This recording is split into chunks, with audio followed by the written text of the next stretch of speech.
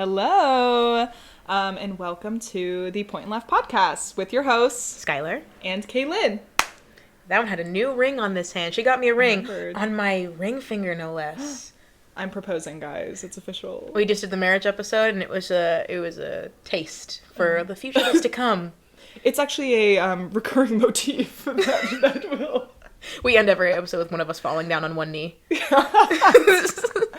It's been a while, not for our 10 listeners who are all our close and personal friends. Hi guys, love you. But it's been a while for us. We haven't seen each other in 3 weeks.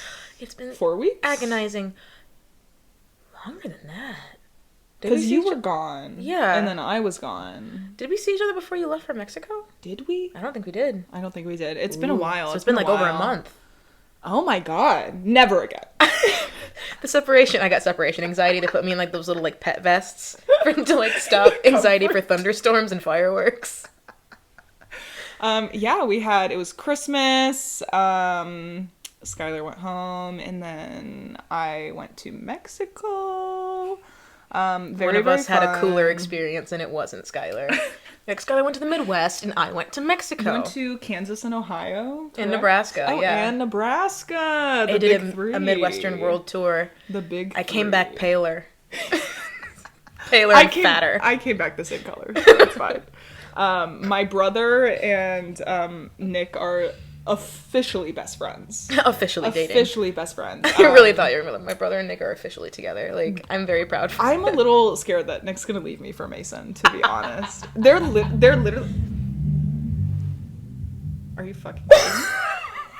It's like they do it on purpose. It's like they're trying to... You're trying to silence women? I thought that someone fell down. Like, I thought that, like, their speakers were about to, like, fall down the stairs. Yeah, that was a lot. Speaking of, we're gonna do a true crime episode one day, and one of these days, and it's gonna be my magnum opus. And then I just thought how funny it would be if like there's just an active crime scene happening, and our podcast is used in court as like the last audio of like something bad going on in the background. Let's establish motive. You can hear at 3:42 in these two Chucklefucks podcasts this woman's last words before going missing. That would actually be horrifying. Main character that would moment. Be horrifying. What are we talking about? We are talking about dating apps. Coupling season is still upon us. You thought you survived it for Christmas? Yeah. Valentine's Day, baby. Oh, yeah, that's true. It's not officially over until after Valentine's Day. It's not over until I say it's over. It's over once... I think it's spring. Once the... Oh, yeah, because then it's hot girl summer. Yeah. It's white boy summer. White boy summer. They wish. White boys stop taking things from women challenge. Yeah, we're talking about dating apps. The good, the bad. The ugly. Yeah, and the very ugly. I think we both have our own experiences with dating apps.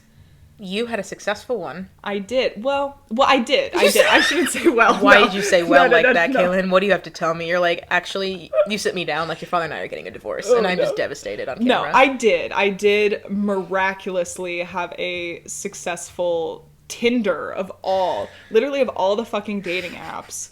I found a successful man on Tinder. But that, I feel like that situation is honestly a fucking miracle. You took the last good one. You swooped up the last one. They're all out of stock. That's a miracle that ever happened. Because, here's a little backstory, because I think it's so funny, because I like to tell people, I'm like, I literally swindled a man into moving across the country for me. But basically, I had, like, broken up with my long-distance boyfriend, because we were like, when are we gonna be living in the same state? And we were like, I don't know. So we broke up. And then I was in Indiana by my lonesome, not a single friend in sight. I hadn't met her yet, guys. Be nice. Yeah, no. For context, my parents moved there while I was in college, and then COVID happened, and then, I feel like I've talked about it before, but COVID happened, so then I was in Indiana by my lonesome, isolated further by the pandemic that was happening, because literally every single person who I knew other than my parents lived in a different state. So I was like, Tinder, like, I guess dating apps, I don't know. So I was like, whatever, I'll do a quick little summer fling, like, you know, have my Grease moment. And also, like, if you remember, because I know people it's hard to remember now because it's the pandemic's over. It's not, but like, people were like disastrously horny. Yeah. Because suddenly, like, you couldn't leave your house, and then people who like kind of were a part of hookup culture for a while are just like, this is what happens with, like, what zero pussy does to a motherfucker. Like, the most unhinged rat brain things on Twitter. Be like, show feet. Now!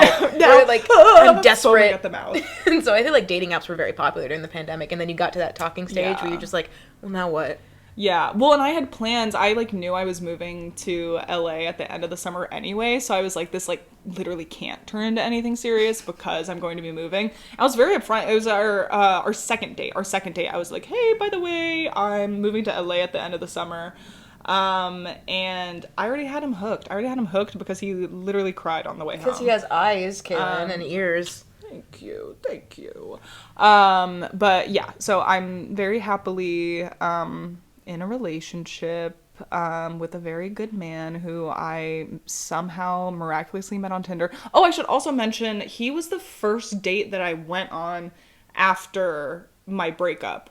I'd only been broken up for like 3 weeks. Like, and this was like a 2-year long relationship. So, you know, in like Hallmark Christmas movies where she's been in a long-term relationship that just ended, and then like in 3 days she learns the meaning of Christmas and then falls in love with her real one? Yeah. Congratulations, Kaylynne. It's Thank you. you. Starring Kaylynne Nowak. Yeah, so it was supposed to be a summer fling, and then so we did break up when I moved out here, but we literally broke up for like a day, and then we had a very serious phone call where he was like, I will move out there. And we were like, okay. And then, yeah, and then we did do long distance for like 8 months. But then he did eventually move out here, and we've been very happy since. But yeah, so I had a pretty decent experience on dating apps. You had a God-run experience on dating apps. Literally a fucking miracle. Like an absolutely fucking miracle. Mirable. Mirabelle. Miracle. But I will say, even though I had a decent experience on dating apps, I've also had poor experiences, and I also recognize that, like, that is a very unlikely situation, and I think that, like, that's not the case for a lot of people, and I do think dating apps can be harmful in their own ways. But I also think it just kind of depends, like, where you are with yourself and where you are with your, like, self-confidence and your journey of self-love. I think that has a big effect on how much dating apps affect you, I guess. Correct. I'm a little single. What was the middle school vernacular? Like, I'm a little single Pringle. So dating apps and I go hand in hand. Quick, because there are a ton. There's not just like and they come up with like a new one every 3 days that fizzles out to nothing because you actually need people to be on the dating app for the dating app to work, and then you need enough money to, like, okay, Snow White Bluebird outside my window. Like, okay, ADR. You actually need people to know about it. You have to spend money on advertising, whatever. So let's go through the differences of, like, the most top used dating apps, just for clarification. So Tinder is for fucking, or it's baby's first dating app because it's the first one they've ever heard of. You know, it was my first dating app that I ever got. Yeah. I have a funny Tinder story before we get into, like, the rest of them, because I didn't know it was for sex. Because I didn't know, because they were like, I want to get into dating apps, and, like, I didn't want to get, like, research in it, because I'm just like, whatever. Everyone's heard of Tinder. I'll get on it. I matched with that's, like, some. the one that everyone knows. Right. Even, like, old people know about Tinder. It's in movies and stuff, and so I matched with someone, and looking back, it was so obvious that he was, like, waiting for us to then leave to have sex, and I was very oblivious and naive and was just not picking up any of these feelers. We went out to this restaurant that was, like, right across from our dorms, and his friends actually were just like, yo, is that you? And he's like, hey, guys. And then suddenly, like, we are bum rushed by, like, 3 of his friends who were just hanging out on, like, a Friday night, whatever, and they're like, and who are you? And he looked at me, and I'm like, oh, you forgot my name. Hi, yeah, I'm Skyler. And then I was like, he got really closed off, and then I'm just starting to talk with his friends more, because I'm like, well, he's just closed off and awkward now. And they're just like, so what are you guys doing? And he's like, we met on Tinder. And they're just like, oh, sorry, didn't know about that. And then his friends left. And then they're like, leave the sock on the door. Uh-huh. And then they ended up leaving. And I look back at him and he goes, so, and I go, all right, we'll see you later. And I paid my bill and left. And then I'm sitting in my bed about to go to sleep. Wait, you paid? Me? Just paid for me. Yeah. At least get the free meal. Damn. When I tell you how naive I was 18. Yeah. And then I'm sitting in my dorm room bed, my eyeballs pop open, and I just go, oh. Oh, no. That was the, the sex didn't happen. So that's for Tinder. Tinder is very good if you just want to, like... I will say it's kind of funny because when I matched with Nick, he sweet to his core. He asked me, like, to dinner. Like, he asked me, like, out on a date. And I was literally, like, shocked. I was like... The bar's on the floor for Tinder. Well, yeah, because I was like, you know what this app is for, right? This app is for insertion. I know. No, yeah, but it was very... Like, he asked me out on a date, and then we went on, like, a second date, and I was a little, like... Are you confused? Like... I know. I was like, so you know how we met? But no. Yeah, that's Tinder. Yeah. Bumble is a dating app if you never want to get out of the talking stage. Mm. Women have to make the first move on Bumble by design. Even if it's like two women, the one who matches needs to make the first move or the match doesn't go through. So here's what happened for me on Bumble is they'd be like, congratulations, it's a match. And I'd go, exit the app. That's the thing is I never downloaded Bumble because I knew I physically could not make the first move. I kept forgetting that because Bumble on its own is very like the aesthetics are cuter than Tinder, and so I would always forget. It's a little bee. I would forget that women have to make the first move on Bumble, and then I would match with someone. I would go, oh right. Anyway, and even if you do like talk Bumble, like it's.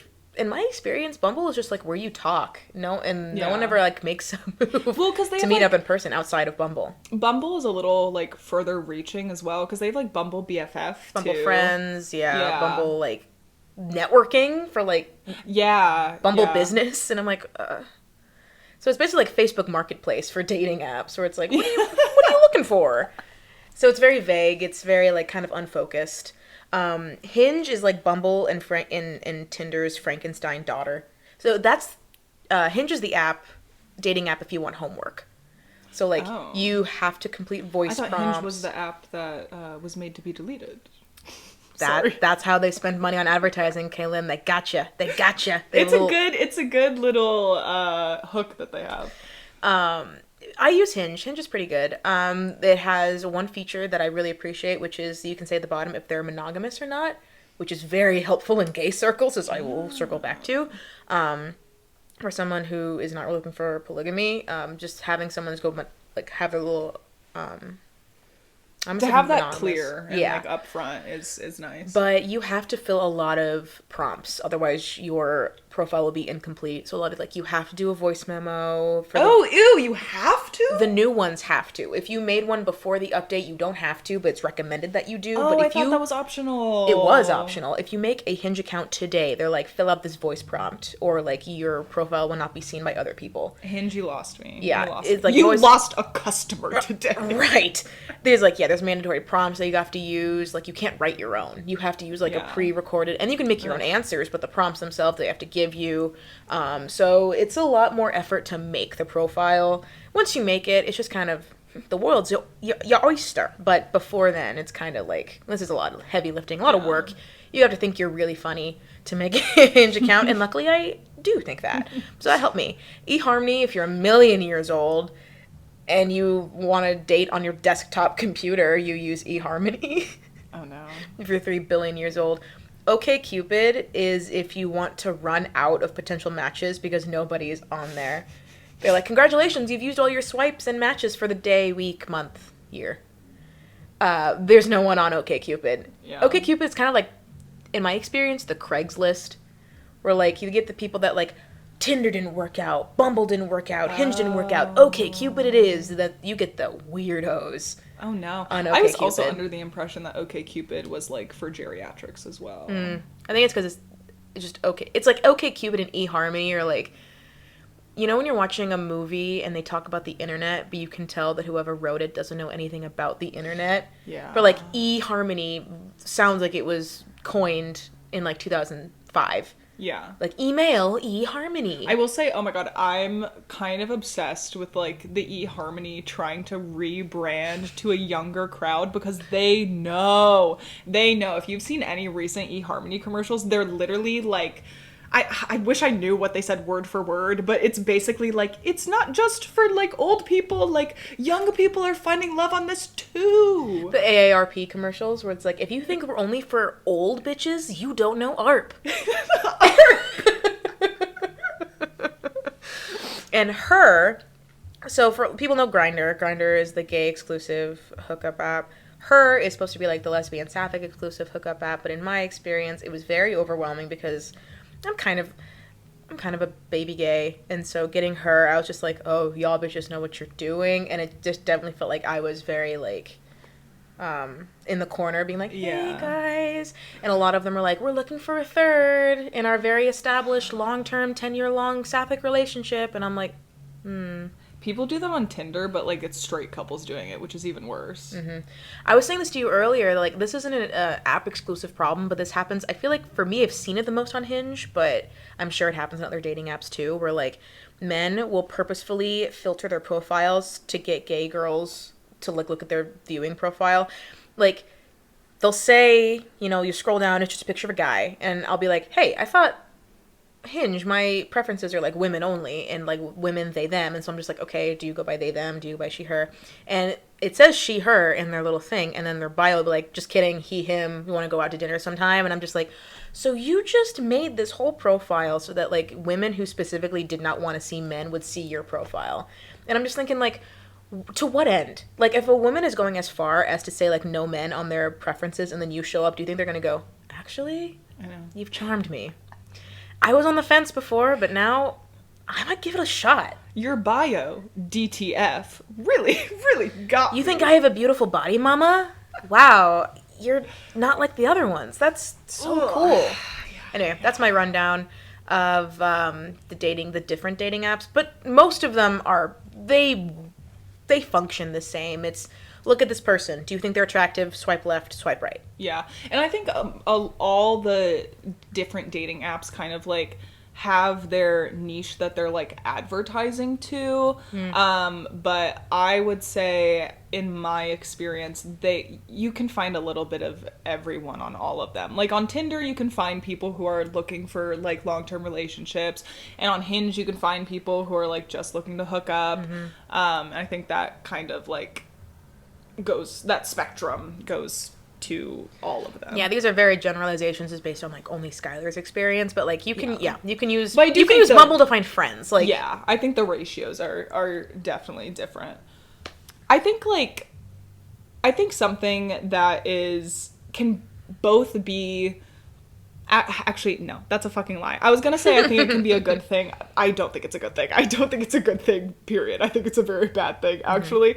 But it's something that I'm personally guilty of, as I'm sure many people are, where I feel like dating apps, especially for, like, cishet women, can give you a lot of power, and it can give you kind of an ego trip because you're literally treating people as disposable. Yep. And it can be very fun to, like, I don't know, see a very clear, like, douchebaggy profile and be like, no. Or, like, if someone super likes you and you're like, you look like a fucking dick, and then being like, no, and, like, having them know that you saw it and you still rejected them, it can feel good. Have you ever been asked out as a joke in school? I don't know. I think I did one time. Okay, so when I was in middle school, there was this one kid who literally at 12 years old was, like, notorious for being a man whore. Like, he would ask What does man whore look like at 12 years old? Just, like kissing anyone, basically. Like, going out on dates with anyone. Like, slut. This man was so desperate. This 12-year-old boy. Man behavior starts early. Oh no. No, this young child was desperate. He just, like, literally would ask out anyone, like literally anyone. So he asked me out one time and I wasn't sure if it was a joke or not, because he also did that as well. I rejected him. So I never found out if it was a joke or not, because I feel like if I would have said yes, it probably would have been a joke. I don't know. It's not a good feeling. Oh. It happened to me a couple times. No. In elementary school and middle school, and then once in high school. Most of the time in elementary school, it was like I come up and I fell for it hook, line, and sinker every time. The only time I ever got like titterings, it happened in high school, and someone's like, "Hey, someone, just a stranger, walked up to me and was like, 'My friend thinks you're cute.'" I turned around and he's like yelling at him. They're all laughing. And he's just like, "Dude, that's fucked up. Like, come on, man. That's mess." And he's just like, "I'm just kidding." And he like kind of like bumped my shoulder and walked away. And I'm just like, well, that was pathetic and sad. Hurting my feelings. I bring this up, though. It is cruel. Because being asked out as a joke is still something that, like, my dating app, when I see something like genuinely attractive match with me, I'm just like, what's your angle? Yeah. But it does still feel good, like you said, to reject someone. Yeah. Because I'm just like, it feels like reparations. Well, and it's also especially like I feel like one of the reasons why I knew I could never download Bumble is because I am incapable of making the first move. Frankly, I just like don't care to. I'm like, if you're interested in me, like, you will approach me. And I'm not a desperate bitch. No, I'm kidding. I think it's very admirable, people who make the first move. But I don't know, it's some mental block that I don't know. I'm a lot older now. Maybe I could do it, but probably not. But it feels like a game of sorts, and like I think it can be a really easy way to temporarily boost your self-confidence. Like there were definitely moments where like I was feeling real shit about myself, but I would just go on Tinder and like match with a guy that I thought was attractive and be like, "Oh no, but like he thinks I'm hot, so that means that like I'm valuable as a person." Yeah. And like it feels temporarily good, but like of course that's like insanely unhealthy. Like you probably should not be doing that. But on the other hand, it can be so like that is damaging in its own way because you're constantly seeking out external validation, especially on dating apps like Tinder, where like you're not even required to put a bio, I don't think. Like, I think a lot of people just put, like, fucking emojis or something. Like, you're really not required to share anything about yourself other than, like, your name, age, gender, and, like, a picture. And your location sometimes. Yes. Yeah. So it's, like, all of that is, like, obviously very superficial. And, like, if someone doesn't have a bio, and honestly, even if they do have a bio, half the time I feel like people don't even read it. You're obviously like judging people based on their looks, which is, you know, damaging, I think, on other side. I don't think it's healthy for you as an individual to be constantly judging and valuing people just off of their looks. And also it doesn't feel good the other way when you are constantly either getting validation from that or it's making you feel even more shit because you're not getting matches. Yeah. I mean, at first, because, you know, you hear like a lot of boomers being like, dating apps make people more shallow, and, you know, the response is like, how is this any more shallow than going up to someone at a bar because you think they're hot, right? But on the other hand, like, and I'll get into this later, but, like, a lot of people just simply are not photogenic, but you see them in a room, and, like, they will light up that room, the way they carry themselves, the way they move, it could be very, like entrancing. You could be very interested. There's just how someone's body language that could just simply not translate onto any sort of still image, and they could just not be photogenic. They could just not take pictures well, and then they'll just be like, so like seeing someone, it's like I feel like shit because I feel like no one is liking me, and it's like people do like you, it's just maybe not like translating through this app. Have you ever been, I distinctly remember there's this one scenario. I was in college, and I was on Tinder, and I matched with this one guy, and, like, his photos were very, like, he might be really, really cute, or he might be, like, not super cute. Because, you know, sometimes it's like, I can't tell. Like, I really can't tell. You're squinting, you're like, what? Because it's like, in some pictures, you look so good. In other pictures, you're a little like, is that maybe what you look like? Anyway. And we were, like, vibing. We were texting. I was, like, so excited to meet this guy. Like, we were, like, totally vibing over, over text or whatever. And then, so then we meet up, and I meet him in person. The chemistry is not there. No. The chemistry is not there. Like, he just didn't look like what I thought he looked like. He was also, like, what I thought was, like, silly and quirky actually came off as, like, awkward and creepy in real life. Oh. Yeah. So it was just, like, very, very uncomfortable. So it's, like, there's also those scenarios where it's, like, on their profile, like, initially you might be really, really attracted and, like, really excited, but then it's like, okay, actually, if you were to meet in person, like, the chemistry just might not be there. It's all about how you sell it. Yes. Oh my god, I cannot believe this was genuinely not planned, but I'm gonna bring up Heartstopper again. Yes! Because listen. So when I first saw, the first shot, oh my god, wait.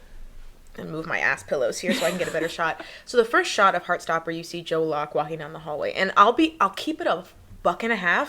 The first time I saw this, my thought was like, oh, they got someone who kind of looks like a dorky kid. And I'm just like, genuinely, I was like, oh, he kind of looks like a mouse. Like, and that's kind of just what I thought. And I'm just like, okay, so we got our ugly kid representation. I love that for him.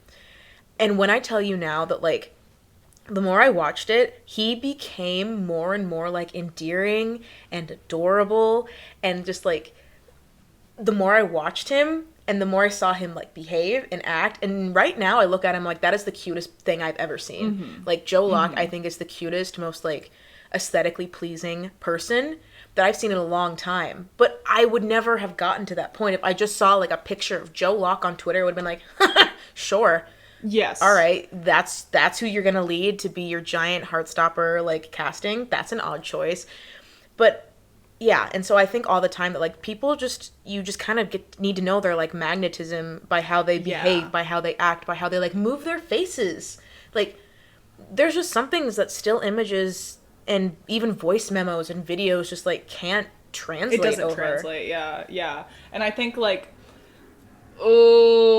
so often I don't know. I am someone who I've said for a really long time, I'm like, I never understood when, like, you would be like, oh, I'm just not attracted to that person. Like, if they liked you and you're like, I'm just not attracted to them, people would they're like, oh, you're just being shallow. Like, you need to get to know them, whatever. And I'm very much someone who, like, I think you need attraction in a relationship. Like, a relationship without attraction is a friendship, frankly. But that, like, attraction is such a, like, multifaceted, like, emotion that, like, it's not necessarily going to translate through a photo. And, like, there are definitely people who, like, I don't know, even, like, there are certain celebrities who I'm like, no, like, I can totally agree, like, they are a good looking person. I'm not attracted to them. Oh yeah, for sure. It's also, like, the flip side of that is if you're talking to someone, you really like them, and your friends are like, show me a picture, and they're like, yeah. I'm like, no, guys, I'm serious. Like, they just don't look like this, but they just don't take pictures that do them justice. I think especially, like, not like, oh, woe is me, like, the plight of being a woman, but, like, so many women are obviously, like, conditioned to be way more concerned about, like, their looks and just, like, overall, like, appeal to men than I think men are conditioned to be towards women. So it's like, I think it's really funny, or not funny, it's kind of sad, actually, like, the difference between, like, a heterosexual, like, woman's dating profile and a heterosexual man's profile are vastly different. Because it's like, again, so many people, you're, like, scrolling through their profile and you're like, I can't tell if they're, like, cute or, like, if they just, like, don't take good photos. Men are not trained to take pictures of themselves. They are not, because the thing is, they're not, like, hyper aware of their angles. Yeah. They're not, like, concerned about the way that, like, their teeth gleams in this light. Their light sources, their posture, what to do with their hands. Yeah. Like, so a lot of times you're like, what, buddies, is your first time ever taking a picture of yourself? Like, women will have, like, Instagram pictures where you can tell their friends are, like, crawling around on the floor, and the other friends is, like, literally. And men, it's just like, this is a picture of, like, my dad's wedding, and all my, like, the people are cropped out of it, where they're just sitting there with a suit, just, like, giving, like, a military smile, where you're just like, oh my god, guy, like, people need to take more pictures of you. Everyone needs to take, like, a Tyra Banks modeling class, H to T. Head to toe modeling. H to T. Smize. H to T. Where's the smize? I also think a positive of dating apps is I think especially for women it can feel a lot safer to like approach people through dating apps, or even to be approached through a dating app, because like I don't know, like if you're in a bar and like some creep is fucking hitting on you and like you just want to escape, like that is a difficult situation to get out of. You know, there's only so many exits. Like, they could fucking follow you home. Yeah. There's just, like, all of these things, like, that come into play that make it a lot more difficult to avoid that situation. But, like, if you're on a dating app and someone sends you a creepy message, like, you can just unmatch them. You can just block them. And it makes it feel a lot safer. It feels like, even though obviously this isn't, like, 100% guaranteed, and I think, like, you know, going on a first date or even a second or third date off of someone you meet on a dating app can be, like, very scary. I think especially for women, you know, everyone's like, hey, going on a date, here's my location in case I go missing. Yeah. But like, it's not a joke. It's like genuinely like, please call for help if I don't come back in 2 hours. If I don't text you back. But it can feel safer because, like, you know, before you're going on the date, like, you're probably, you know, texting, you're talking a little bit, you at least have, like, a plan, like, you're probably, maybe meeting in, like, a neutral zone, and I think that can feel a lot safer than necessarily being approached in person. So I think that can be, like, a positive aspect of it. Yeah. A Nazi matched with me on Tinder. Woo! Well, okay, to be fair, I don't even really know if he genuinely was a Nazi or if he was just, like, trying to be, like, edgy, whatever. But I did match with this guy in college, and he made a joke about, like, the two of us being, like, the master race. And I blocked him. And I unmatched and blocked him. And that was just so much safer and easier to me than if someone just walked up to me at the club, grabbed my ass or something, and was just like, we're part of the master race. Like, just describing that scenario made me, like, want to throw up and piss and shit and cry and, like, call for help and scream and grab a knife. I could just block and unmatch him on a dating app. So you're right. The level of danger is way easier, and it can feel safer from the comfort of your keyboard at home. Yeah, and obviously that doesn't mean that, like, you can't be harassed on, like, dating apps. Like, I think everyone's been there. But it feels like at least there are easier steps you can take to, like, get out of that situation. And I think kind of on, or I guess not on the opposite spectrum, but, like, something that is... Sorry, I just drank tea after drinking, like, sweet milk. Oh.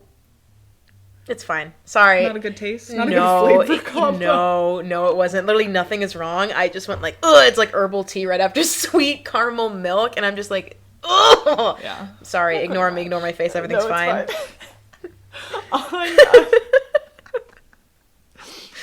Anyway. Yeah. I think something that is a negative of dating apps, and honestly, I think that you don't even necessarily have to be on dating apps to experience this, is something called choice overload theory. And it's basically the idea that, like, having too many options can lead you to dissatisfaction, and actually will make it more difficult to just, like, make a choice. The Cheesecake Factory principle. Yes. Yeah, I was gonna say, I'm like, I relate it to online shopping. I fucking hate shopping on websites where they have, like, 600 pages that you have to go through. Yeah. Because it feels like I have to go through every single page to guarantee that the dress that I found on, like, page 3 that I really like is actually the best dress. Because you're like, oh, like, this is only page 3. Like, you know, I have, what, like, 597 more pages to go. And, like, how do I know that this is actually the best dress if I haven't seen those other 500 pages? Like, I won't know until I get through all of those pages.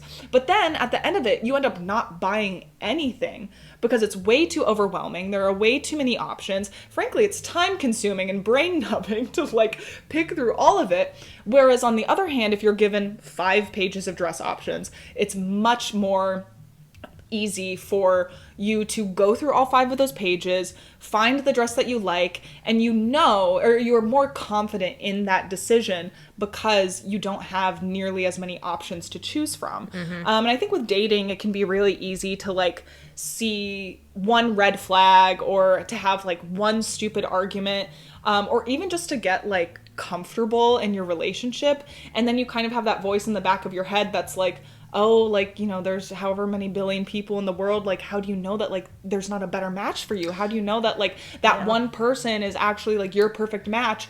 And I think that can lead people to have a lack of communication in their relationships. I think that can lead you to be more dissatisfied with your relationship in general. Resentful, yeah. Yeah, more resentful. I think, not to be, like, boomery, but, like, it's very normal to have arguments in relationships. It's very normal to have disagreements, but I think the way that you handle those situations says a lot more about the future of your relationship than, like, necessarily the disagreement itself. Obviously, that depends on, like, the severity of what you're disagreeing about. Right. But I also think another thing with dating apps that can be a negative is the lack of communication, especially with, like, ghosting. Like, if you're not, like, seriously dating someone, I feel like it's more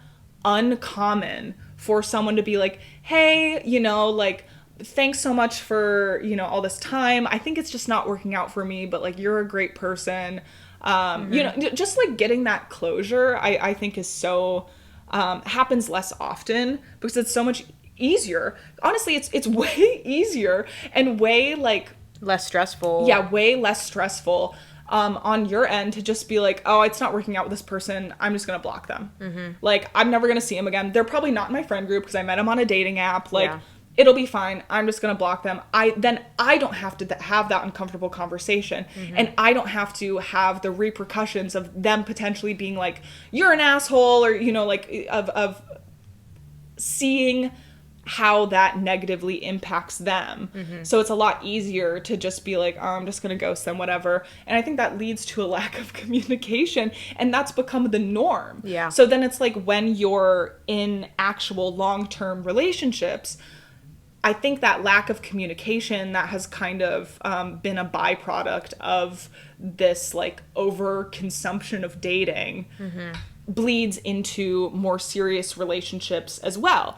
And I healthy and effective communication is not something that's innate. And I think a lot of people believe that it is, and it totally is not. Yeah. It is something that is taught. It is something that is mirrored. And, like, obviously, if you know, grew up in a household where, like, you never felt like your needs were being met, and you never felt like you were being, like, properly communicated to, or you had parents who never communicated effectively, like, that might be how you react in your own relationships unless you are, like, taught otherwise. And I think so often it can be easy to end things over, like, a small miscommunication where it's like, if we just knew how to communicate with one another better, we could resolve these issues and, like, be happier in our relationships.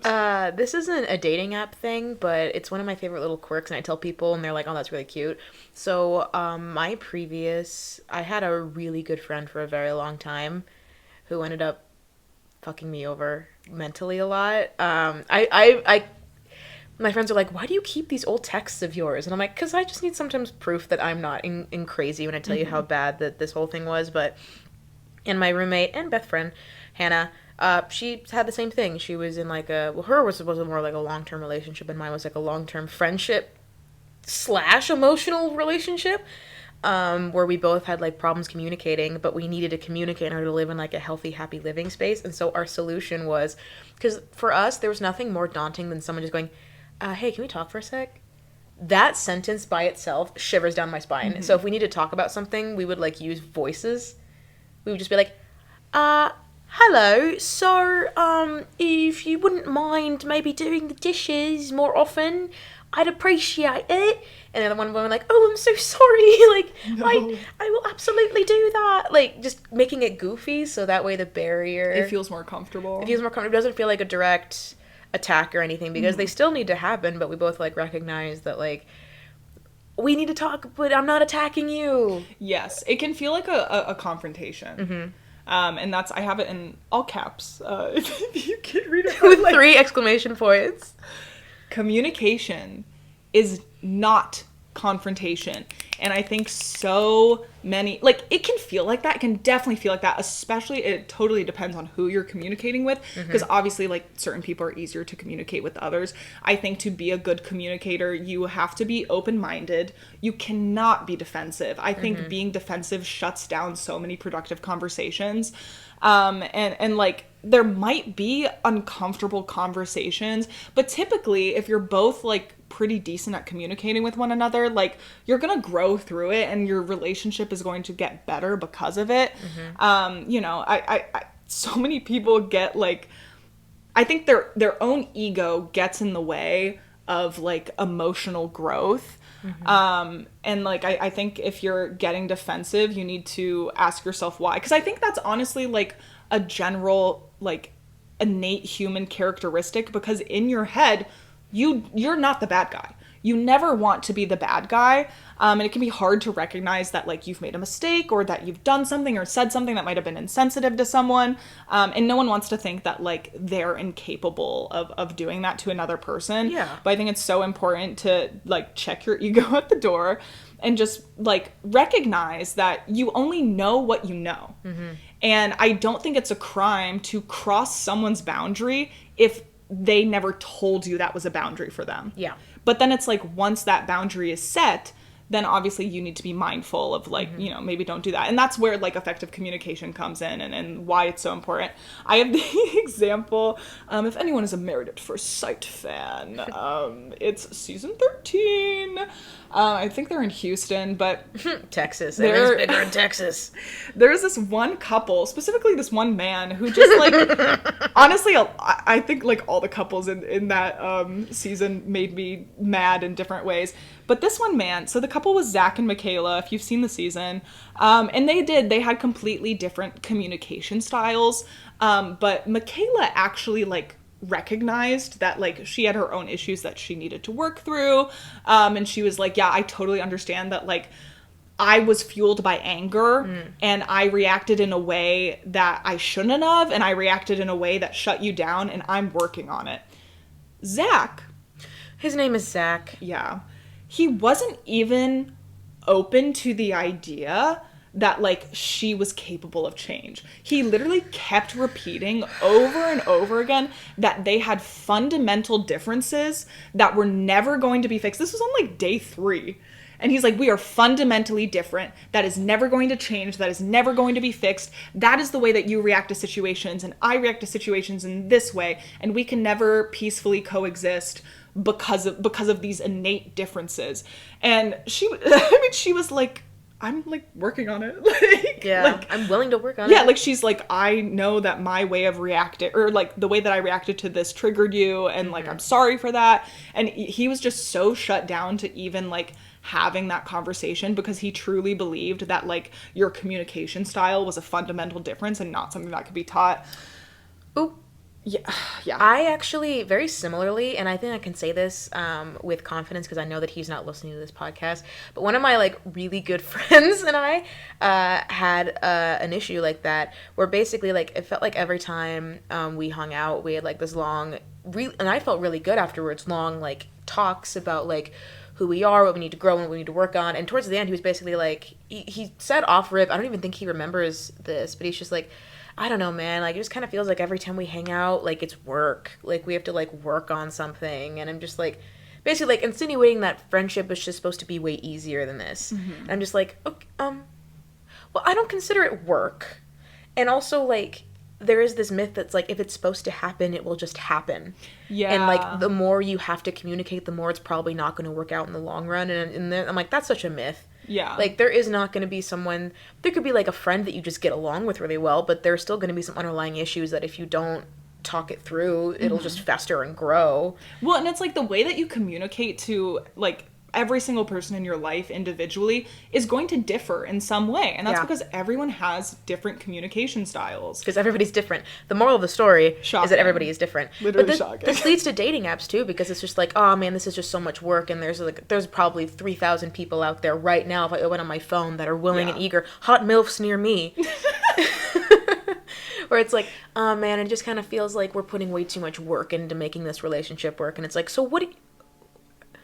Okay, and I shouldn't say that by just being like, yeah, every relationship is work, because if it genuinely feels like a chore that you don't really want to go through, then maybe it's not the relationship for you. But, like, there is this weird thing because, like, especially if you met on a dating app, you're like, well, we met really easily, so, I mean... I can meet someone else just as easily. Exactly. Or you expect that the rest of it's just going to be just as easy as it was getting them. It's like, well, we met with them, the sparks were flying, but now it's not as easy anymore.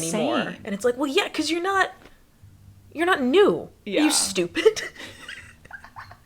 Are you dumb? Are you challenged? No. No. She hit the vibrato. No. Okay. Anyway.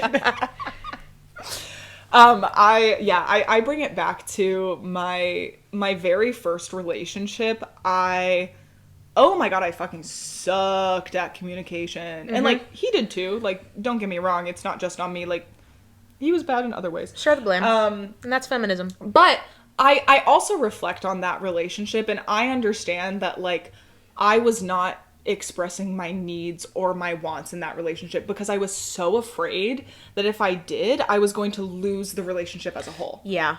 So I was like, well, no, like, everything's fine, everything's perfect, and, like, yeah, oh my god, no, you can totally blow me off to, like, go get fish and chips with your friends. The cool girl monologue from Gone Girl haunts me to my day, because we want to be cool girls, especially, like, and I'm just gonna get into this now, but, like, just to bring it back to dating apps. So, like, most of what I even do online, like, I'll scroll through, like, Twitter, TikTok, Instagram, whatever, public profile. I'll scroll through, I'll engage with it, I'll like whatever. And then, like, periodically I will go back to my own profile and pretend like I'm a stranger viewing my profile. And it's just like, all the time. Is this my consistent brand? Like, is this giving what I want it to give to strangers? Like, am I showing off the best, like, parts of me? But I do the same thing with dating apps where, like, I'll swipe through my matches and then I'll go through, like, oh wait, what does my dating profile look like again? Yeah. And I will, like, always be, like, selling to see, like, how I sell myself if I'm, like, consistent enough. Like, there literally is no internet app where I'm just, like, completely myself in. Like, even my, like, ancient Tumblr account that's not even connected to my name at all, I'm still, like, I still keep my likes in private because I'm like, no one can know that I watch Miraculous Ladybug. That's embarrassing. Like, I have to keep my likes on private. I'm like, it's Tumblr. That is embarrassing. It is. It's humiliating. It's really bad. So is Miraculous Ladybug. I mean, and part of me, I'm just like, good for you. Because I feel like, genuinely, and I say this on a podcast knowing it's ironic, but, like, we know too much about each other on the internet, so maybe it's good that I'm, like, practicing restraint on the internet. Things that don't need to be she says on a podcast. But, like, yeah. I don't know where I was going with this, but I think it was connected. Yeah, I think social media and, like, dating apps especially have conditioned us to try and brand ourselves and, like, commodify ourselves in a way that, like, makes us the most desirable. And I think, you know, on, like, Instagram or TikTok or whatever, like, I think each social media has a different, I would argue that, like, dating apps are a form of social media. Oh yeah, it's social and media. I mean, it fits the exact definition. Yes, exactly.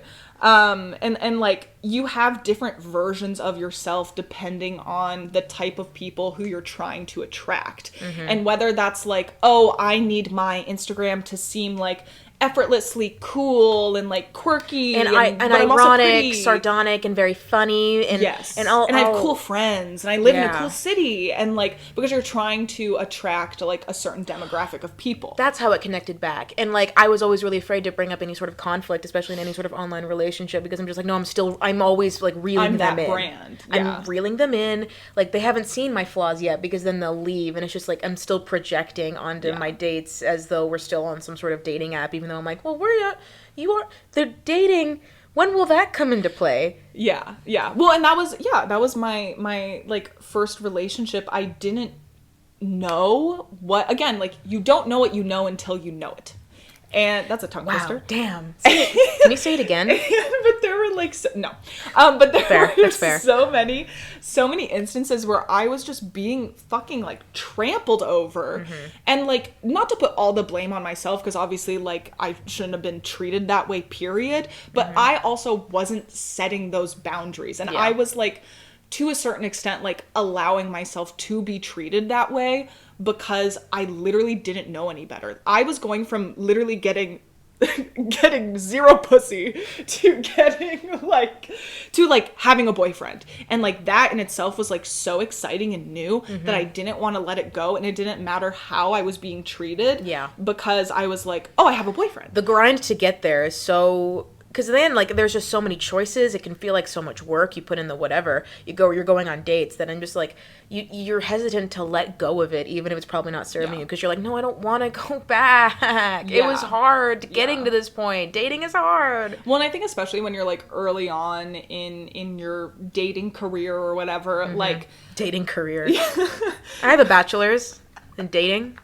I think it can be, if you haven't had good examples of it, or you haven't had like previous experiences with it, it can be really difficult to comprehend like what a healthy relationship is supposed to look like, because obviously, like, honestly, that's different for everyone. So to figure out what that means for you, I do think you unfortunately just kind of have to like go through it until you figure it out. And I think like if you're coming from a bunch of really unhealthy relationships and then you finally land in, like, let's be honest, a mediocre relationship, that mediocre relationship, like, you don't know any better. That is going to seem like the best freaking relationship in the entire world, because all you've experienced before is garbage. And if all you have to compare it to is garbage, a man getting you flowers once is going to be like, he's gonna seem like frickin' Prince Charming. But then it's like, if there are these other needs that you have that aren't being met, you're like, oh, well, like, but he's nice to me, so like it should work out. Like, why am I so unhappy in this relationship? Like, I feel like I should be, because I'm getting all these things that I wasn't getting in my previous relationships. When it's like, you can get all of that and more in like someone who will actually like treat you very well. I can't. And again, you're saying, oh, like, you don't want to sound like a boomer. I don't want to sound like a boomer, but I will for a second. The boomerification will begin. My self-esteem. There's a Chris Fleming bit. He's like, my self-esteem tower of terror. And I love that euphemism so much. Ever since I moved to LA. Because it goes from like, I'm the hottest shit since sliced bread. Usually when I'm going to go out with my friends. Or like when I just took a shower and my makeup is on. I'm just like, who's she? And then anyone takes a picture of me. And it's all over. Oh, yeah. Like, I'm either like hot, or I am like a slime ball made in the lab. Literal hag. Designed to horrify. Like, there's no in between. And the problem is, like, what I was saying earlier about how, like, a dating app is literally designed to be, like, a knee-jerk reaction to images, not even necessarily, like, your vibes that you can pick up on in as a person. So most of the time, when I decide to open a dating app, I'll, like, swipe through my matches, then I see my profile. Like, anything has changed. Like, I haven't updated my profile since forever. And then I'll just be like, no, I should update it. I don't like these pictures. I'll go through my gallery. I'll get discouraged, and then I'll just give up. Like, swiping through first appearances left and right without even really blinking about even, like, I mean, if I find someone attractive, I'll read their bio, but if I don't, then I don't. And I do that, and then I go to work, where my job is to make split-second judgments on people's appearances and then submit them for projects that impact their entire future and career. My brain is now officially trained to see every flaw I could possibly have. I don't see that in my friends, which I'm so thankful for. I was really afraid that it was going to turn me into like a shallow, awful bitch to my friends. I am so in love with them. It's stupid. But for me, like, it's gotten to the point, and I've said this to people, and they're just like, that's actually kind of a serious condition. You should probably get help for that. But I cannot recognize my own face anymore.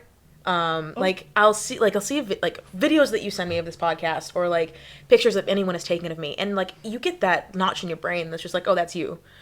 But then I'm like, but it doesn't look like me. And I'm not saying that like my makeup was different that day, or my hair was different, or the angle, the lighting, the pimples are different. Like, I'm not talking about that. I'm talking like my nose is a different shape, and it looks different than it did an hour ago. Not just yesterday, not just last week, not just last year, but an hour ago than it does now. Like, my face morphs every time someone will, like, I'll look in the mirror and it will look different than it did 20 minutes earlier when I looked in a different mirror. Like, most of what I do now when I'm just like chilling on the couch with Hannah is I'll like look at a picture from like last year and I'll zoom in and I'll just be like, does this look like me? Or like I'll take a picture that like someone just put and like posted and tagged me on Instagram, and I'm like, does this look like me? And she's like, yes. Yes, that looks like you. And I'm like, but I don't think it does. Like, I have such a and someone's like, it's face dysmorphia, and I'm like, I don't know if that's what that is or not, but just like, if you were to tell me right now, draw your face, I couldn't do it. I am so like, because I zero in on things that I would like to improve, and I don't want to fully blame that on dating apps. I don't want to fully blame that on like my job or even like LA vibes, but like it definitely is more prominent than it was when I because I've been chronically online for a while, and it didn't really impact me this much when I was like in the Midwest, and everyone just kind of looked a little busted.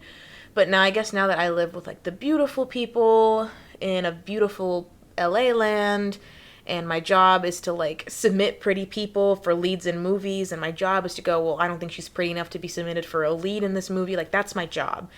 And that shallowness certainly hasn't helped my own self-image, much less if I have to use this in some sort of validation.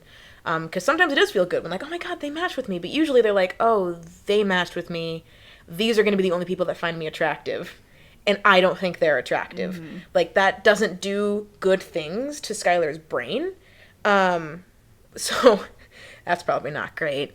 And dating apps probably doesn't help out with that. But it's just kind of like, what else to do, you know? Because then, you know, I say that, and my mom or family member, whoever, she's like, well, then meet someone organically. And I'm like, okay, how? We all saw Fresh. I was literally just about to say, not everyone can be Sebastian Stan giving me a cotton candy flavored grape, okay? Not everyone is just gonna saunter in. Not everyone can be my coworker. Yeah. Or a mutual friend. I think it's interesting, too, because, like, this, it kind of relates back to dating apps, but, like, one of my, let me reframe this.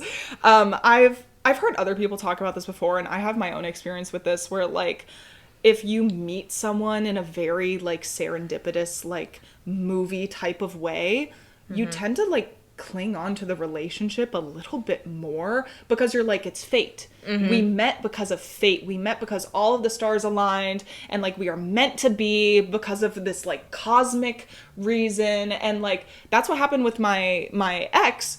Was we met in like a very like serendipitous, like magical way or whatever. It was very organic, and because of that, whenever something would happen that like I knew I probably deserved a little bit more, I was like, no, like fate wants us to be together. Like, the universe wants us to be together. And that's like why we met in that magical way, where it's like, now I'm dating this guy who I literally fucking met on Tinder. And I know I had spent like the whole like first 20 minutes talking about how like serendipitous that was in like its own way. But like, and that relationship is so much better than my other one, who I actually met in this like organic, like movie type scenario. Really makes you think.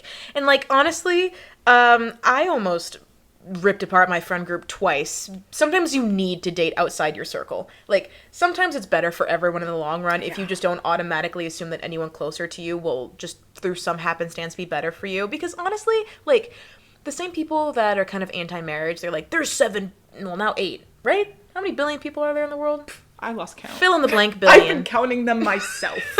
So many tallies.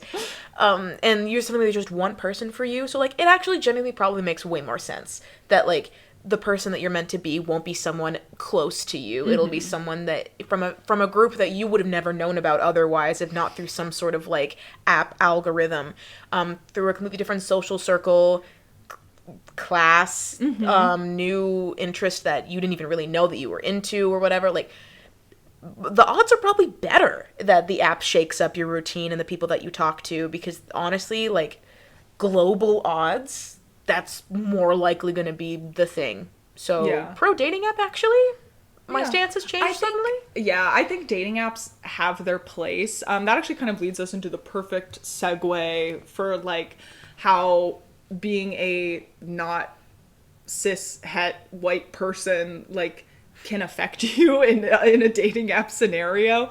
And I was listening to, we talked about this a little bit earlier, but like I was listening to like a little NPR snippet, and they were talking about how dating apps have actually increased interracial relationships, because you are introducing people like outside of their normal like social circles, or outside of their normal, you know, hobbies or whatever. Like, you are meeting people who you wouldn't typically meet like out and about in your daily life. And that is actually like diversifying your dating pool. But obviously, on the other hand, we of course know that like dating apps aren't kind to a lot of like marginalized groups. There's some statistic, I don't remember exactly what it is, but like I think it's like Asian men, according to dating apps, are like the least swiped or something, or like the least attractive, quote unquote. And then like on the other hand, a lot of like Asian people are why can't I think of the word? Fetishized. Yeah. They're fetishized and or like Whoopified, exotified, yeah. K-popified. They're like, oh my god, you're so Jungkook coded, and they're like, I'm just Korean. Literally. It's like, dude, like, can we maybe just act like people are human and Perhaps maybe go from that angle. Imagine like walking up to a white guy and being like, oh my god, Harry Styles coded, do you want to go get fish and chips? And he's like, I mean, sure, but it's like, that's kind of fucking weird. It's kind of fucking weird. It's kind of fucking weird. And then, like, you know, black women are often over-sexualized or sent racist messages under, like, the guise of compliments. Like, people are like, oh my god, like, you're so exotic. Or, for a fill-in-the-blank girl. Or the clip I was listening to, they interviewed this one woman, and she was like, yeah, I went on a date with this guy, and with like this white guy, and he basically said something along the lines of like, oh, I'm gonna bring like the ghetto out of you. Yeah! Yeah! And she was like, oh! And then I think the same woman was like, yeah, and I dated another white guy who was like, oh, my parents would hate you. Like, I could never take you home to my parents. There's just because she's black. Like, there's just something so, and I've noticed this too about like peers of mine, family members of mine, that are like almost, they'll just bring it up. They'll like talk to any like person of color in their friend group or workplace and be like, dude, my parents are racist. And you're just like, okay. Yeah, it's like, okay. Why'd you have to fucking bring that up? Like, literally, it's like, what does that have to do with me? Like, and like this, honestly, the same thing kind of happens with like white women and like black men, where it's just like, they kind of like bring their partner home to like make their parents mad, and it's like, why would you do that? Why would you put them in a situation or circumstance that's potentially dangerous for them so you can one up your mom? What's wrong with you? Question mark. It's just, yeah, people are just fucking wild. And of course, in like their own little brain, they're like, oh no, that's not offensive. Like, I'm actually not racist. The reason I brought that up is so to make me look better by comparison. I'm like, than your parents. I know, it's like, what the fuck? Like, what are you talking about? They're just like, and even family members of mine or like friends of mine are so excited to just be like, oh, by the way, my parents are like prejudiced in some XYZ, and I'm like, so? I think it's like, it's a badge of honor for some people to be like, oh, I made it out. Yeah, it's like, oh, look at the way I was raised, and I know so much better. I'm so educated. I'm so woke, like, for all of these reasons, and I came from these parents who I hate, who, like, you know, are racist and transphobic and all of these things, and it's like, good for you. What am I supposed to do about that? It's like, just be fucking normal, dude. Maybe, like, yeah. You don't have to bring it up every 2 seconds. Your actions should speak for themselves. Exactly. You shouldn't just be made better by comparing what you could have been. Exactly. Well, and here's the thing, too, is it's like, you shouldn't have to shout to the universe how not racist you are. Yeah. People, like, you should maybe show that through your actions. They'll pick it up. The way that They'll pick up on it if you're not. Like, you don't have to announce it to the fucking world. That's a little suspicious if you And honestly, it's more suspicious to be like, no, there's no way I'm not racist because, see, I brought my person of color partner home, where it's just like, if anything, it kind of feels like you're doing the black friends badge, where it's just like, I can't be racist, I have black friends thing. Yeah. That, to me, feels like you're commodifying your partner to prove how not racist you are, versus you just treating them like a human being? Question mark?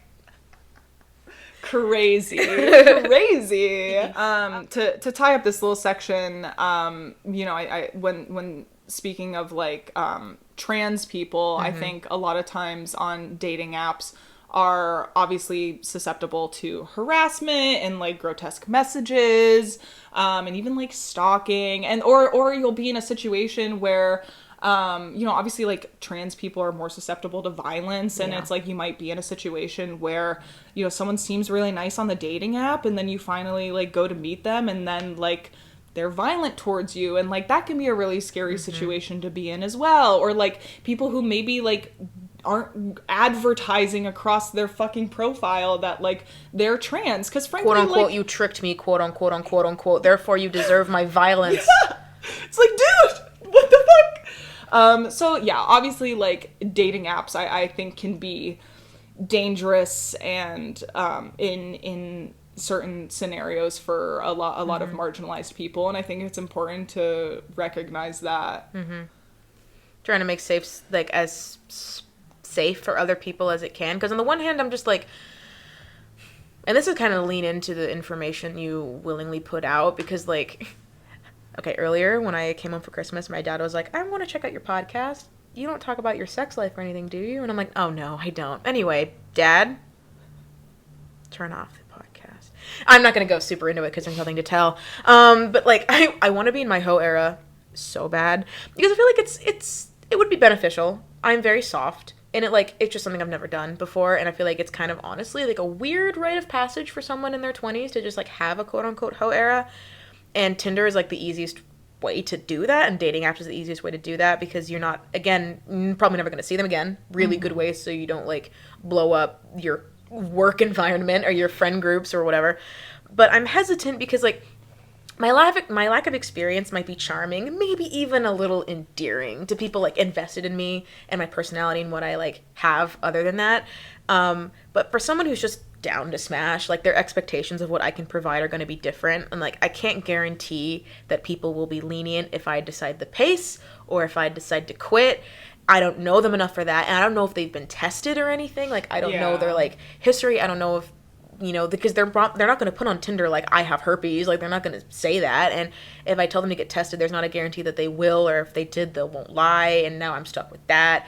Not to say that, like, someone you meet or quote unquote organically can't also be doing that, but there's way more of an incentive to lie because you're probably never going to see them again, whatever. And, like, I don't think anyone, I'm not saying that, like, I don't want to be in my hoe era because everyone a rapist. Like, I'm not saying that. But especially if, like, a Tinder or, like, hookup app, if you've agreed to an activity and you go outside of your home, get dressed, get ready to do an activity, and someone goes, actually, no, I'm not feeling this, go home. At the very least, it'll be a brutally awkward experience at the most. Like, you can't guarantee how they'll react. And, like, I know with things like sex, like, practice makes, maybe not perfect, like, but practice makes better. And, like, how am I supposed to get better unless I just keep trying? And, like, maybe, again, it's better that strangers will know that you're bad at sex opposed to someone who actually care about knowing that you're bad at sex. But I'm just like, I don't know. Well, there's danger in it, yeah.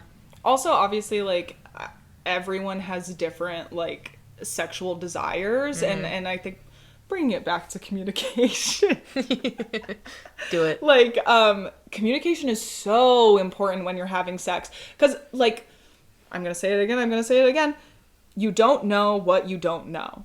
So it's like, you might like something a certain way, and, like, obviously they're not gonna fucking know that until you tell them. Yeah. And so I think it's really important to, like, communicate your needs, like, especially during sex and things like that. Yeah. I was gonna ask, what's your, like, definition of, like, hoe era? Like, dating around, like, casually dating in that way, or more of, like, a, like, roster? Okay, I see. Yeah. I think, like, the people around me that have entered their hoe era, it's more like hookup based. I feel like dating is not really you being a hoe. That's just what we classy ladies call putting yourself out there. No, that's not what I'm saying at all. But, like, I feel like going on dates is more of, like, you're just actively looking for a partner. That's not necessarily, like, hoeing around. Okay. Hoeing around is, like, DTF, hot MILF moms in your area. Yeah. 10 miles away. 10 miles away. Just looking up, like, hey, what are you doing tonight? Like, that, for me, is, like, very, like, casual. You could know more about them or whatever, but I feel like just, like, going on dates, going out for food, splitting the bill, whatever. That's, I mean, sex would be involved, obviously, but, like, when I think of hoe era, I think of just, like, getting my needs met, ain't got, I don't need no man type of thing. Okay. Is the hoe-ness of it all. You just, like, going on dates and putting yourself out there and, like, making men pay for your food. That's more of, like, just dating. Leech era. I don't think it's leech. I think it's knowing your worth. And that's feminism. I'm not against leeching. Let's be clear. Let's be clear. Teeth sunk in. I go slurp. Oh, no. With wallets. Don't be weird. Mine out of the gutter, Kaylynne. No, the last thing I'm going to touch on is elitism, because I feel like you literally just cannot escape it. Obviously, we live in a capitalist society, and it is just going to, speaking of leeches, just attach Speaking itself. of leeches, capitalism. Elitism is just gonna, like, leech itself onto every little aspect of our very existence. So I think everyone's kind of heard of Raya. It's like the celebrity dating app, where basically in order to get in, I think you have to like know people who are already in it, and then they have to like vouch for you. It's like kind of weird in that way. Or there's another app called The League, which I've like briefly heard about, but didn't really look into until this. And it's even more elitist in my opinion, where it's kind of the same scenario where like you have to apply to like be a part of it, but it's more based on, like what type of job you have, what school you went to. Yeah, like things like that, where it's like, oh, well, why would I want to date someone who didn't also go to an Ivy League school? Like, I'm deserving of someone who went to an Ivy League school.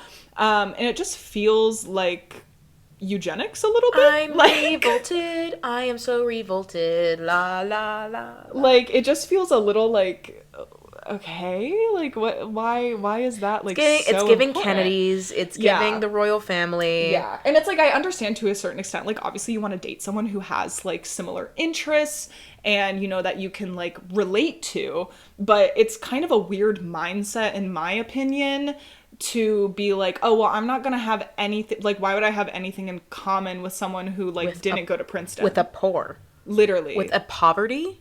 Literally. Ew. And I feel like it just kind of like, I don't know, it's just elitism. It's just another way to like separate yourself from people who you view as lesser than, as if people who don't come from as much money or couldn't afford like a better education or, you know, had all these other scenarios that like impacted them in these way are less smart, less interesting, they don't have the same hobbies as you, and it's like, okay, yeah, if your fucking hobby is yachting, then like, yeah, maybe they won't, but like, that doesn't mean they aren't intelligent, that doesn't mean that they aren't interesting, and it's just weird to me. If you're that rich and that privileged and you want to find love, at least be interesting about it. At least go like the Gossip Girl route. Yeah. Where it's like you're the hot new bachelor with like a scandal and then you like go full Lady Bridgerton about it and just like have like a matchmaker that your mom hired to like... Whatever happened to putting an ad in the paper? Whatever happened to like the Marvelous Mrs. Maisel era of like getting like a Jewish matchmaking service to be like...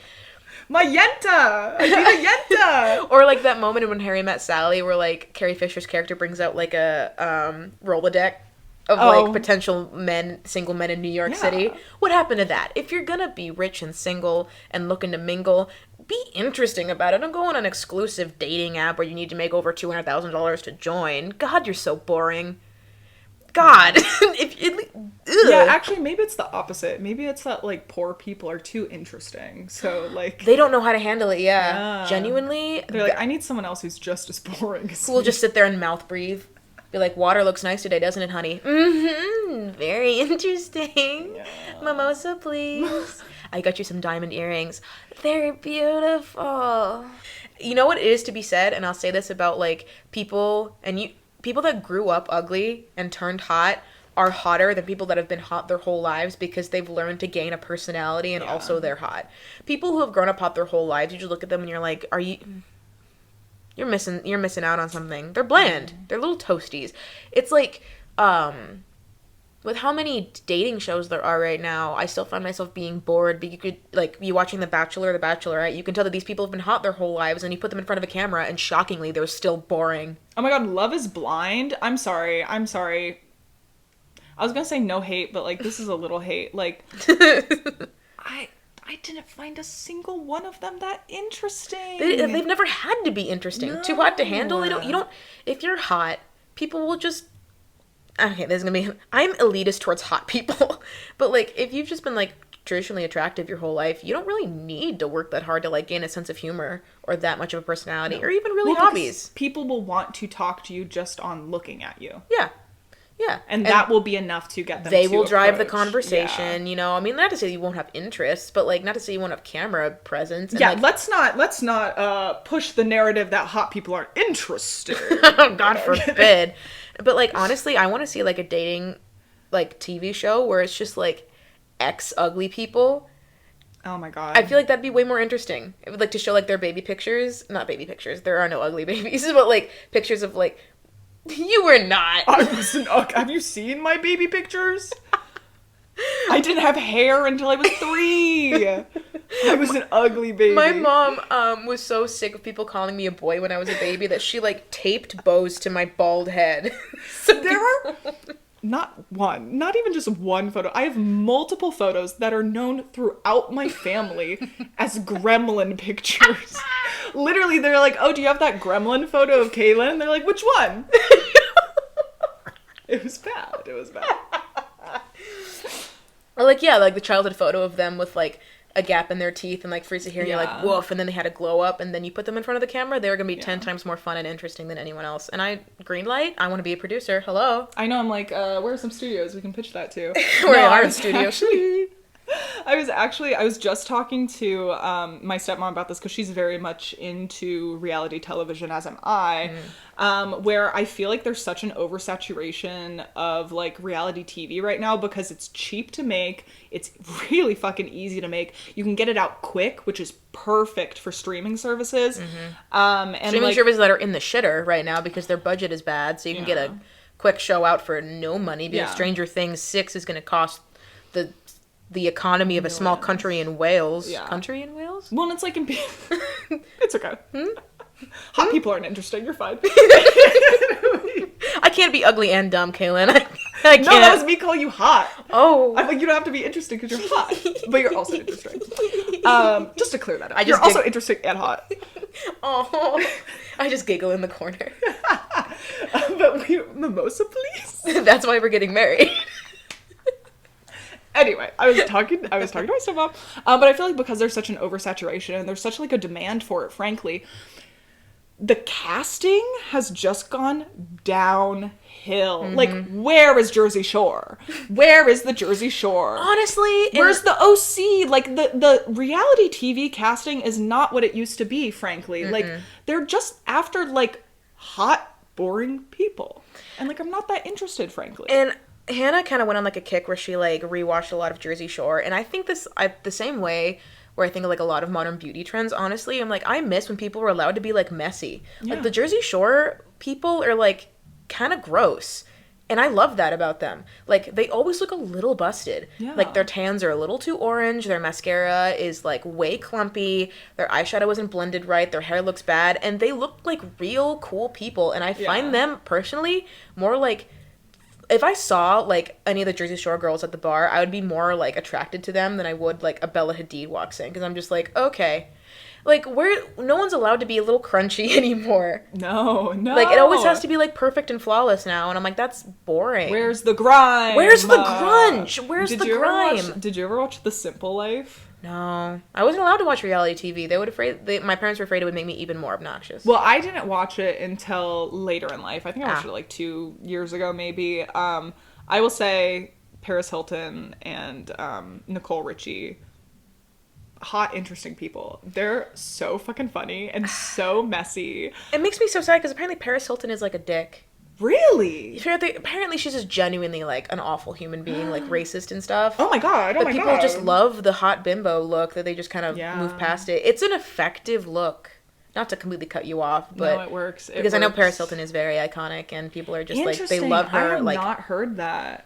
I mean, it was a very... am I meeting who knows Paris Hilton? It was a very recent discovery of mine that people were just like, so people are just going to forget this, and it was like a whole Twitter thread of, like, receipts and whatever, because she's a fucking heiress. Yeah, I know. I'm like, makes that sense, tracks. you know, that she's occasionally going to pull like a literal trump card. Say, they were kind of dicks in The Simple Life. Like, they're definitely like making fun of a lot of the people who, like, live in those small towns and, you know, stuff like that. But it's entertaining. It's entertaining. And they have like a little arc throughout it. I don't know. It's a whole thing. But like, yeah, I want the messy reality TV of people who like get drunk, party, make fools of themselves, like their bra straps are showing, like you know, it's like real people. Where is the crunch? Where is it? Where is like the human spice? It's gone. It's gone. Yeah. Anyway. That's all for me. Yeah. I actually, hold on. This will be fun. Do you want to look at my Hinge profile? Oh my god, yes. Yes. I will say, oh my god, Would okay, you date this me? Nicholas, I love you. But there have been times where I'm like, I wish I was single solely so I could curate a dating profile for myself, because I just I love a good like personality test. I love like yeah. Here's what I think the ratio should be. So my first picture is usually one where I have my biddies out, because it's a test. Because on Hinge, at least, you have a choice of which picture you like the most. And if you like my titty picture, then I'm like, okay, you're shallow. I know exactly what you're here for. If you like a picture where I look funny, then I'm like, all right. It's all right. Let's view it. Oh, yeah. Using she, her, hers pronouns. The first picture. Okay, like, your titties are out, but, like, stunning. Here's the poll that they made me do. It's the choose our first date poll. Option 1, cut each other's bangs, get and boba. And cry, in parentheses. It should be. Get boba, good. Oh, good. Aid in the assassination of John Lennon. People who... And then, honestly, people will pick get boba out of all of those. And I'm just like... That was like, I will say, I watched, Tiffany Ferg has a good video essay on dating apps. And she briefly touches on the like communication aspect and how like people have become so picky about like the types of messages that are sent. And like when I was on dating apps, if anyone ever just said hi or hello, like unless you were like really fucking hot, like I was not replying because it's like, what do I say to that? Exactly. Hi, smiley face. What are you doing? Yeah. Like, what are you doing today? Interesting. And I will say I was very, very good about having a well-curated bio. It was perfectly concise, but also funny, but also shared a little bit about my interests. So I'm like, I'm giving you lots to work off. Yeah, and like, they'd still be like, plenty. Hey. Yeah, and they're just like, you're hi. beautiful. Okay. And I'm like, be more interesting. Anyway, sorry. The dorkiest thing about me, I'll talk about High School Musical franchise, unprompted for hours. That's Facts. What this podcast was going originally. It was she had a whole pitch for it. Multiple pages. Every episode we would just talk about a different character from the High School Musical franchise. Not too late to do that. I know. That'll be our first. Honestly, I've said this to one of my guy friends and he's changed it. But if a guy is not a liberal, I'm on your profile. You're on my profile, Literally my eye. But like if a guy says that he's like moderate, I'm like, okay, so you're a conservative. And you just know that saying like, or if every guy is a liberal on dating apps because they know that if you're not a liberal, you'll get no puss in like a big city. So you have to change it. I'm a woman. Am I 5'5"? I think I just lied. I don't actually know how tall I am. Studio City. I'm white. Nothing vaccinated. Long-term relation, open to short. Wait, what's the last one? Long pills. Oh, I thought that was a Band-Aid. And I'm like, no, am I injured? That's ableist as fuck. Literally. Another picture of me in Vegas holding a stack of money. Oh my god. All I ask is that you make me laugh. Picture at Kaylynne's house. Apartment. I'm in my pajamas holding a pepper. Oh, pepper. I was like, is that a carrot? Okay. No, and then like one thing, what's your favorite superhero? Because I genuinely, this is my favorite getting to know you question is what's your favorite superhero? Because I can learn a lot about you. If someone's just like Batman, I'm like, you're boring. God, you're so boring. And if people like Spider-Man, I'm like, you're still boring, but I can work with that boring. And then if people like just be like Sailor Moon, I'm like, you're interesting. You're cool. You thought out of the box for that one. And then when they say Batman, I'm like, what about Batman allures you? What about it? Batman's a fucking, I don't know. And then I always think it's nice to have like at least one meme. Oh yeah, like, there's another nice picture of me, but like stunning. This meme. No, I will not elaborate because I have no idea what I just said. It's a picture of like a raccoon disassociating. Love a good meme because I think there has to be a balance of like, here's what I look like. I still laugh at myself. Yeah. And I always hate when like either guys are just like just their face with no sense of humor, or it's just nothing but jokes. And I'm like, oh, you got nothing but jokes, huh? God forbid we have to have a serious conversation. You'd be fucking useless. You have to have the perfect ratio of, like, you need a photo that shows that you're hot. You need a photo that shows that you're funny and, like, can, you know, make a joke of yourself. You need a photo that shows that you're social. You need a photo that shows that you're, like, interesting or, like, well-traveled. A prompt that shows you can hold a conversation. Yeah. Or, like, just a prompt to get you started. Like, it can't all just be... This is advice on how to be successful in dating. Oh, yeah, and I'm a good one to after give all of advice. Yeah, me. No, Kaylynne can give advice on how to be successful in dating apps. I cannot do that. Oh, randomly, too, I was gonna really touch up on this. What time frame are we at right now? We've been going for, like, an hour 30, but the first 20 minutes was us just talking before even... Oh, yeah, no. No, an hour 30 straight. Exactly. Because I think the difference is now, like, I used to just have my preferences like men and women. I'm officially like women only because I've noticed that, like, there's a timeline difference between, like, at least, like, dating apps or, like, dating in general, men and women. And so they even out to about the same. But there's the stereotype that, like, being in a lesbian relationship, you get to the end goal faster. I'm like, not necessarily true, because there's always a stagnation point. It just depends on where it is. So with a man, the stagnation point is after the fact. So, like, it's way easier to snag a man, in my opinion. And once you have him kind of, like, you've established or whatever, then the waiting is like, babe, like, how do you feel about me? And then it's like, when do I say I love you? When do we take it to the next step? When do we move in? When do we whatever? But for, like, lesbian relationships, the buildup is the getting. The buildup is like, was that flirting? I can't tell.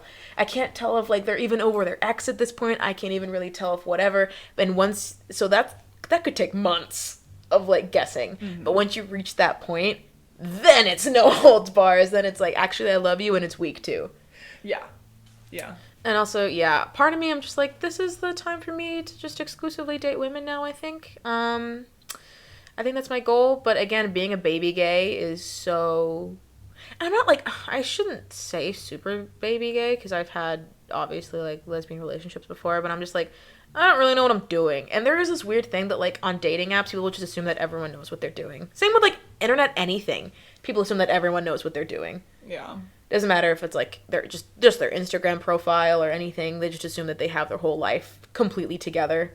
So I never want to be like, no, my perfectly curated selling point as I sell myself as a commodity. I have flaws. Don't look at them. Oh, no, don't look. It's embarrassing. It's like I'm naked on the internet. Except I'm not. Please, wait, no, hold on.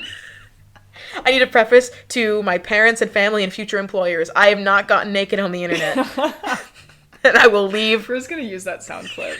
I want to do, like, at the end of, like, a quote-unquote season, I want to do, like, my favorite bits. Oh, my God. There's you from, like, the Crushes episode to be like, imagine you're breastfeeding me. I want sound bites and to compile and then to make, like, a trailer. Oh my God. I think that'd be fun. That would be very fun. Anyway, that's it for me. Yeah. That's it for me. Sorry. Oh God. Yeah, I think that's about all. All in all, I don't know. I don't know if dating apps are, like, I don't think dating apps are 100% good. I don't think they're 100% bad. I think they're kind of what you make of them. And I think if you go into them with clear intentions and, like, knowing exactly what you want to get out of it, I think that makes the experience a lot better for, frankly, everyone involved. Yeah, I really wish I had more of, like, a concrete takeaway from this, because, like, they will serve a purpose, but I'm probably in the new year gonna do less of them, and just try to, like, date through word of mouth, honestly, because, like, I can't do both. I can't do it as my job and as the way that I find a partner. Something's gotta give. Yeah. I can't do both right now. I can't be so appearance focused because it's clearly doing something to my brain. So, that's my takeaways. I'm gonna use them less, actually. We're gonna go to the, like, CAA, like, was it the, like, Young Artists in Hollywood party? Oh, yeah. Oh my God. If you don't know, CAA, it's a big talent agency, and it's kind of known as like, it's known as like a lot of the like young male assistants that work there are like frat brothers. Like that's the energy. Those are the vibes. Not even frat bros, frat brothers. Brothers. Use their government name.